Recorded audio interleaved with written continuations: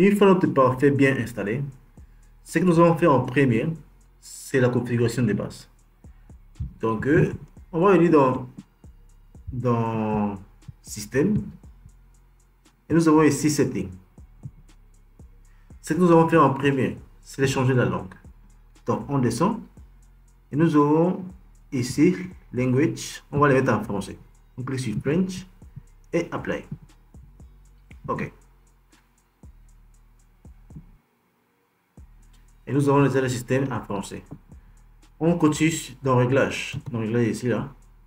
OK. On va changer le nom du parfait. Donc, on va mettre ici, disons, Dakar. C'est le parfait de Dakar. OK. Date et l'heure. Ça prend le même que le système. Bon, ça prend le même qui est là. Bon, non. On va définir les fuseaux horaires. Moi, je suis Africa Dakar. Bon, je vais chercher ça ici, là. Afrique. Je vais chercher Dakar. Je prends Africa Dakar. Pour le temps, je vais utiliser le serveur NTP, c'est-à-dire sur Internet. Euh, L'intervalle, je vais laisser à 60 secondes. Et quoi encore? Pour les ports HTTP, c'est le port 80, mais vous pouvez aussi modifier ça. Et pour HTTP, c'est 443. Et bon, pour SSH, c'est les ports 22, mais n'hésitez pas si vous voulez changer les ports. Vous pouvez définir un nouveau numéro. Bon, moi, je vais laisser tout par défaut. Pour Internet, c'est 23. Bon, ce paramètre qui est là, c'est un paramètre qui est bon, qui est important. C'est le délai d'inactivité. C'est-à-dire, si on fait 5 minutes qu'on ne fait rien, c'est-à-dire, on reste sans toucher le serveur, bon, les parfaits, pendant 5 minutes, le serveur va se verrouiller. C'est-à-dire, on aura encore l'interface de connexion de FortiGate. C'est-à-dire, chaque 5 minutes d'inactivité, le parfait va se verrouiller. Bon, moi, je vais mettre ici 15 minutes parce que 5 c'est un peu petit, quoi. Bon, interface, quoi encore. Bon, tout ça, on peut laisser par défaut. D'accord, la langue en français, d'accord. Les thèmes, c'est juste pour définir la couleur. Bon, par défaut, c'est en vert, mais je peux changer. Je mets ici, vous voyez, c'est juste pour changer la couleur, quoi. Ici, ça dépend de vous. Ok, on va tester tous les thèmes qui sont là. Non, c'est pas bon, c'est pas joli. C'est pas joli. Ah, non, pas du tout. Stick. Bon. Eclipse. Bon, je vais laisser le thème par défaut. Je vais laisser le thème par défaut qui est en vert. Mais n'hésitez pas à définir la couleur selon votre besoin. Selon ce que vous avez. Donc, bon, c'est tout. Le reste, on peut laisser par défaut. C'est pas si important pour le moment. Bon, on clique sur Apply. Appliquer.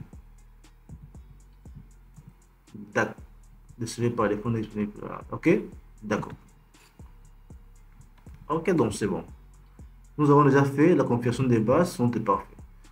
On peut voir maintenant que les temps ont été déjà synchronisés avec, la machine physique. C'est-à-dire, nous avons utilisé l'heure de Africa Dakar. Donc, les choses sont laissées par défaut.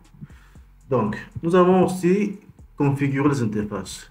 Donc, on vient dans Réseau, Interface. Nous avons ajouté toutes les interfaces. La première, port 1, qui était sur NAT. Deuxième et troisième qui ne sont pas encore configurés. Donc, on va dans les premières. Modifier. Ici, je vais mettre ici un nom. Je vais mettre ici Internet. Ce qu'il faut comprendre, c'est quoi? Une interface doit toujours avoir un nom. Les noms, ça doit être par rapport à ce que l'interface va faire.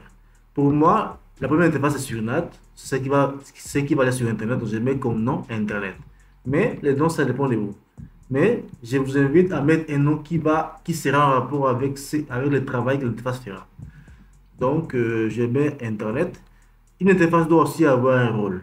Donc, il est important que l'interface puisse avoir un nom et aussi un rôle.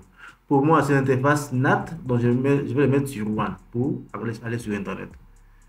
Bon, quoi encore?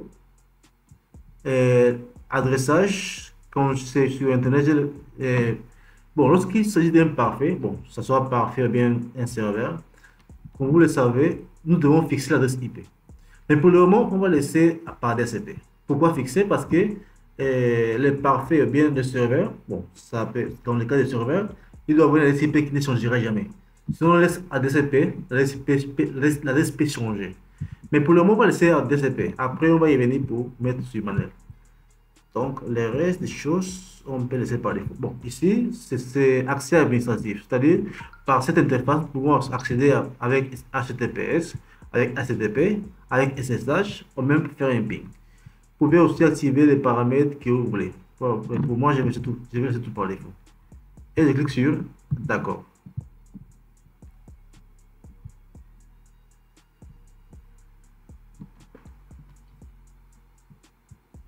Ok. Je vais configurer maintenant la deuxième interface. Pour 2, modifier. Je vais mettre ici LAN 1, c'est-à-dire premier réseau local. Et je vais définir ici une adresse IP. Je vais mettre ici, disons, 192.168.10, par exemple, .1/24. On peut mettre ça comme ça, ou même comme ça. Ça dépend de vous. Soit avec ce format qui est là, on met en même temps /24. C'est la même chose. Donc, on va aussi permettre HTTPS, SSH, le ping. Bon, pour moi c'est bon. Clique sur d'accord. Et je vais aussi définir configurer la troisième interface. Modifier. Je vais mettre ici LAN 2. Bon, j'ai pas mis le rôle pour les premiers, pour les deuxièmes. Bon, je vais mettre ici le rôle LAN. Et je mets ici la SIP 192.168.20.1/24. HTTPS, SSH, et ping. D'accord. Pour celui qui est là, je vais modifier, je mets le rôle. Le rôle, c'est là.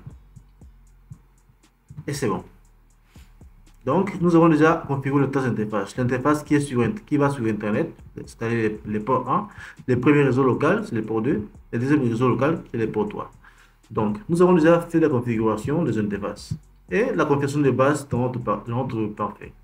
Donc, on se donne rendez-vous dans la prochaine vidéo pour configurer les services DHCP pour que le client puisse recevoir les ASIP automatiquement depuis les parfaits.